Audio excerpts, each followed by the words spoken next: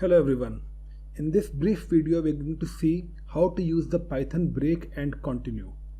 Now break and continue are used within loops in order to alter the flow of our loop. Now we already know when loops work, they work on a condition, and as long as that condition is being met, the loop continues. But sometimes we might have to iterate over a very big structure, for example a list containing maybe thousands of names, and we are looking for a particular name. So once we have found the name, we want to end the loop there and then rather than going through the whole list. So in these situations, we can break and continue. Now break is going to do that exactly. It's going to break the loop. Continue is used in a slightly different manner. What continue does is, whenever we find a particular condition within the loop that is true, and we want to skip over it. So for example, say we are looking for a particular name, and we found the name, but we don't want to print out its score. We are printing out scores for everybody else but except for that one. So we can say this, that when you find this particular score, you just continue ignoring this particular thing that I'm saying. So how exactly this is implemented is what we're going to see. Let's start. We'll start with break. So we'll take a string, this one, and we're going to see this for loop here. So for val in string, this is the structure of the loop. If val equals I, so every time val takes a value, we're going to ask the loop to check whether the value of val is I. So how the loop will run is string, letter by letter it's going to go, and if it finds I, then we ask it to break. If it doesn't find I, it just goes through and prints val, and then at the end of this line, it's going to go right back and start again. So once it's done with the loop, then it's going to say print the end.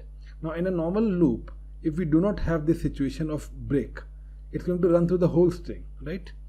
Let's check that. Let's remove this conditional out. So we print out the whole string. It says string. But suppose we have this conditional with the break in, then what happens is, it's gone and printed S, T and R. Now in the next loop, val took on the value of I. This condition became true because val was I, and then the loop came to this point where it said to break. So once it breaks, it goes out of the loop and it doesn't execute this at all. It just, from break, it just goes straight away beyond outside the loop. So after str, it straight away prints the end.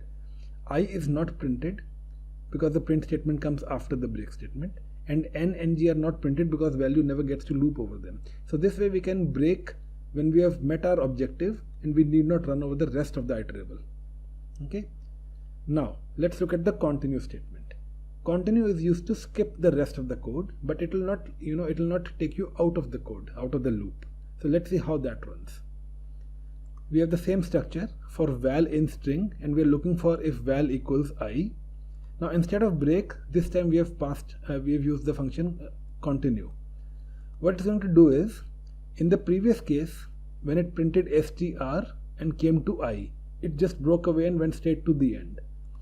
When we're using continue and it comes to I, it's going to skip the rest of the code within that loop. So after continue, the print val component of the loop is not going to be executed. Instead, it's going to, from here, continue, it's going to come straight back to the next iteration of the loop. So what we're going to get is str, then I will not be printed because from continue it has gone straight back to for. So str, n and g is the outcome we are expecting. So you can see that's what's happening. I'm sure you'll find many uses for break and continue. I hope you enjoyed this short session. Thank you.